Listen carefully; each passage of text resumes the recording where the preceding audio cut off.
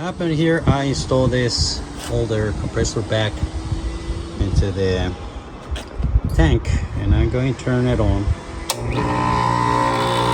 it's working, the motor is spinning, but there's no air coming out of it.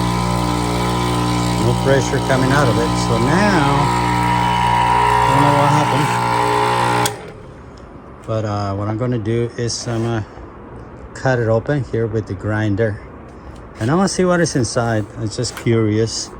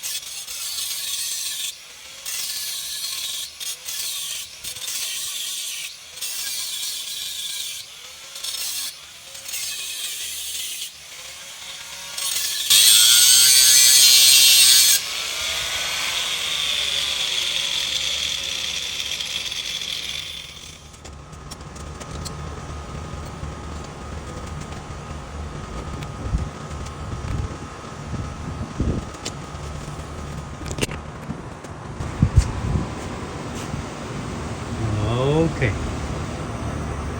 All right, so this is what is inside.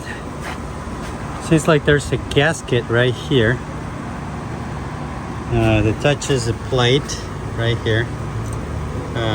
It's a pretty thick metal. It's about quarter inch metal. There's a okay, it touches right here.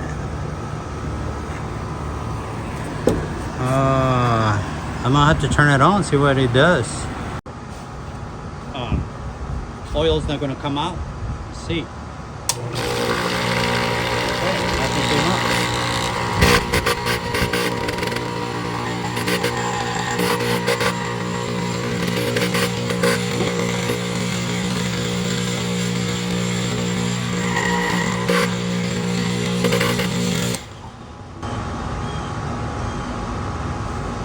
This is interesting.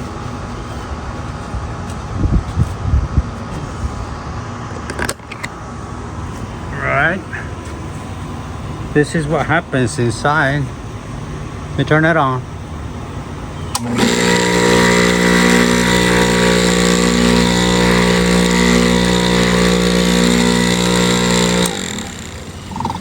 Let me go ahead and put the slow motion.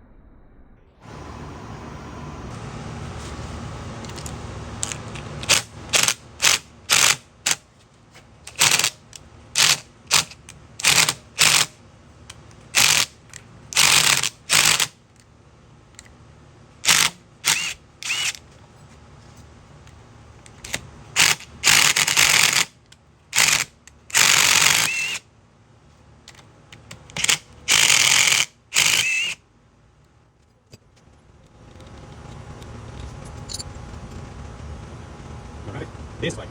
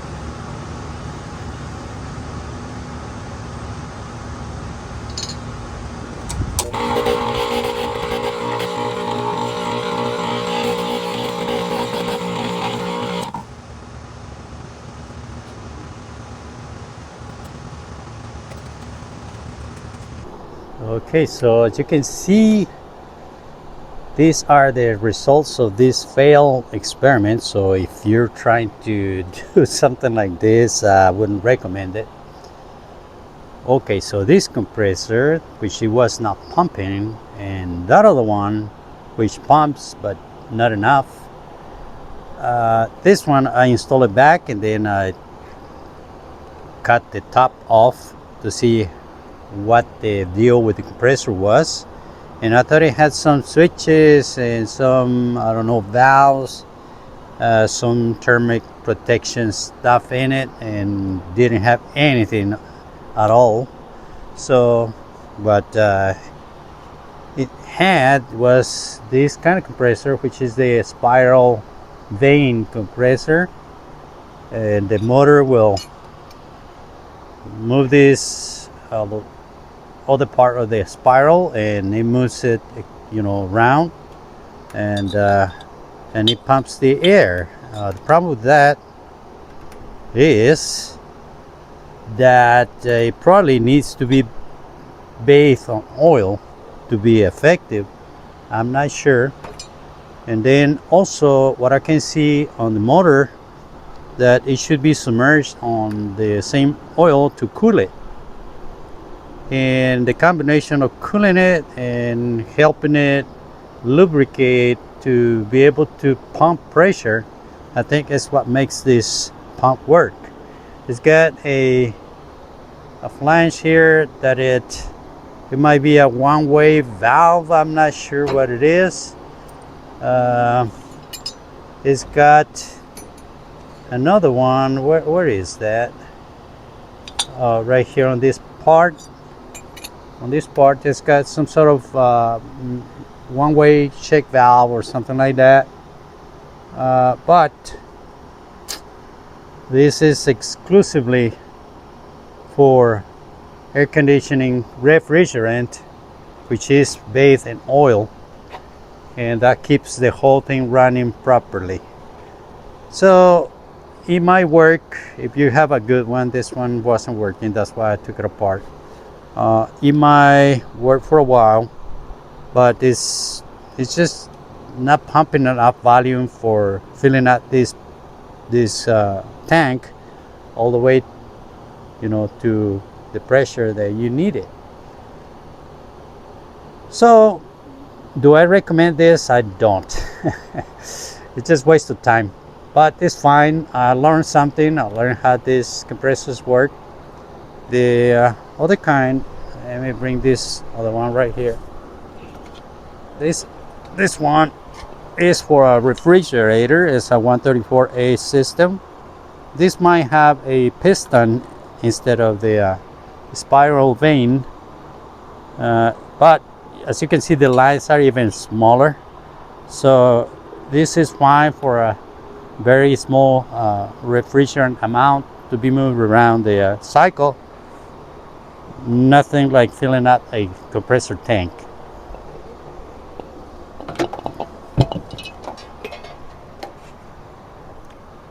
So what's next? I think what is next is I'm gonna just remove it, forget about this experiment, and all of the rest of the stuff is fine. I like how the electrical, you know, the whole thing works here.